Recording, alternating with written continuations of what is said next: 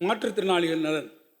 மாற்றுத்திறனாளிகள் நலனுக்காக சமூக பாதுகாப்பு அளித்தல், சிறப்பு கல்வி, தொழிற்பயிற்சி அளித்தல், சுய வேலைவாய்ப்பு அளித்தல், உதவி உபகரணங்கள் வழங்குதல், தடையற்ற சூழல் அமைத்தல் மற்றும் சிறப்பு பள்ளிகள், இல்லங்கள் ஆகியவற்றின் உள்கட்டமைப்பு வசதிகளை மேம்படுத்தல் உள்ளிட்ட பல்வேறு நடவடிக்கைகளுக்கான திட்டங்கள் செயல்படுத்தப்பட்டு வருகின்றன.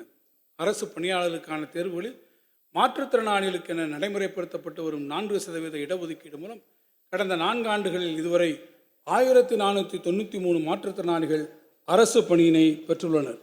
அதேபோன்று மாற்றுத்திறனாளிகளை பணியமர்த்துவதை தனியார் துறைகளிலும் ஊக்குவிக்கும் பொருட்டு தனியார் நிறுவனங்கள் ஒவ்வொன்றும் குறைந்தது 10 மாற்றுத்திறனாளிகளை பணியமர்த்தி இருந்தால் அத்தகைய நிறுவனங்களுக்கு மாதந்தோறும் ஒரு நபருக்கு 2000 ரூபாய் வீதம் ஊதிய மானியத்தினை ஒரு ஆண்டிற்கு அரசு வழங்கும்.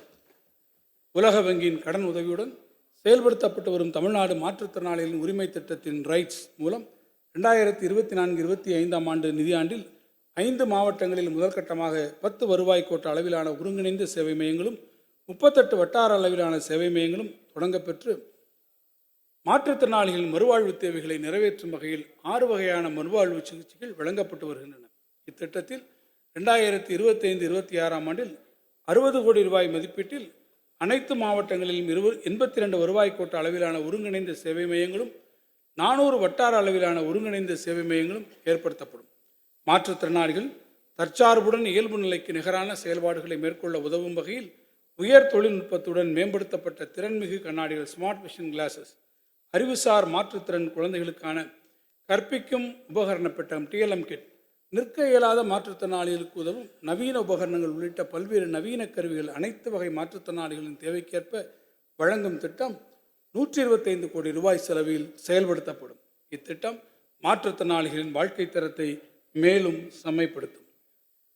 மாநிலத்தில் உள்ள அனைத்து வகை உள்ளாட்சி அமைப்புகளிலும் மாற்றுத்திறனாளிகளுக்கு நியமன முறையில் உரிய பிரதிநிதித்துவம் வழங்கிடும் வகையில் நடப்பு சட்டமன்ற கூட்டத்தொடரில் தக்க சட்ட முன்வடிவு அறிமுகப்படுத்தப்படும். இதன் மூலம் மாற்றுத்திறனாளிகளின் குரல் உள்ளாட்சி அமைப்புகளில் ஒலிப்பது மட்டுமன்றி அவர்கள் உள்ளாட்சி நிர்வாகத்தை வழிநடத்தும் வல்லமை பெற்றவர்களாகவும் திகழ்வார்கள். இந்த வரவு செலவு திட்ட மதிப்பீடுகளில் மாற்றுத்திறனாளிகள் நலத்துறைக்கு 1433 கோடி ரூபாய் ஒதுக்கீடு செய்யப்பட்டுள்ளது. முதலமைச்சரின் தாய்மானவர் திட்டம். பூவிதழ் எங்கும் பனித்துளிகள், காற்றசைவில் விழுந்திடாமல் மெல்ல அசைந்தாடும் மணப்புல் மலர்கள். 17ஆம் நூற்றாண்டில் வாழ்ந்த புகழ்பெற்ற ஜப்பானிய ஹைக்கூ கவிஞர் மட்சுவோ பாஷோவின் அழகியல் ததும்பும் இக்கவிதை வரிகள் இயற்கையின் படைப்புகளுக்கு இடையே காணப்படும் ஆழமான பிணைப்பை மனிதர்களுக்கு உணர்த்தி செல்கிறது.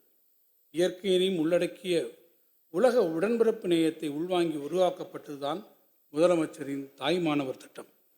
திட்டத்தின் கீழ் தற்போது மிகவும் வறிய நிலையில் வாழ்ந்து கொண்டிருக்கும் கடைக்கோடி ஏழை குடும்பங்களையும் கண்டறிந்து அவர்களின் வாழ்க்கை தரத்தை முன்னேற்ற அரசு முடிவு செய்துள்ளது.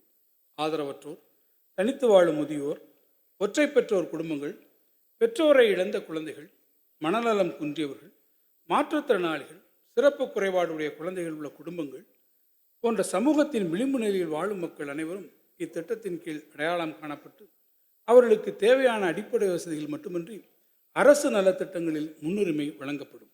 முதற்கட்டமாக மிகவும் வறிய நிலையில் உள்ள சுமார் 50,000 குடும்பங்களில் குழந்தைகள் தங்களின் 2 பெற்றோரையும் இழந்து தங்களது உறவினர்களின் பாதுகாப்பில் வளர்ந்து வருவது தெரிய வந்துள்ளது. தாயுமானவரின் கரங்கள் இக்குழந்தைகளை அரவணைத்து தொடர்ந்து பாதுகாத்திடும் வகையில் இக்குழந்தைகளின் 18 வயது வரையிலான பள்ளி படிப்பு வரை இடைநிற்றலின்றி அவர்கள் கல்வியை தொடர மாதம் 2000 ரூபாய் உதவித்தொகை வழங்கப்படும். பள்ளி படிப்பு முடிந்தவுடன் கல்லூரி கல்வி மற்றும் உரிய திறன் மேம்பாட்டு பயிற்சிகளும் அவர்களுக்கு வழங்கிட உரிய நடவடிக்கைகள் மேற்கொள்ளப்படும்.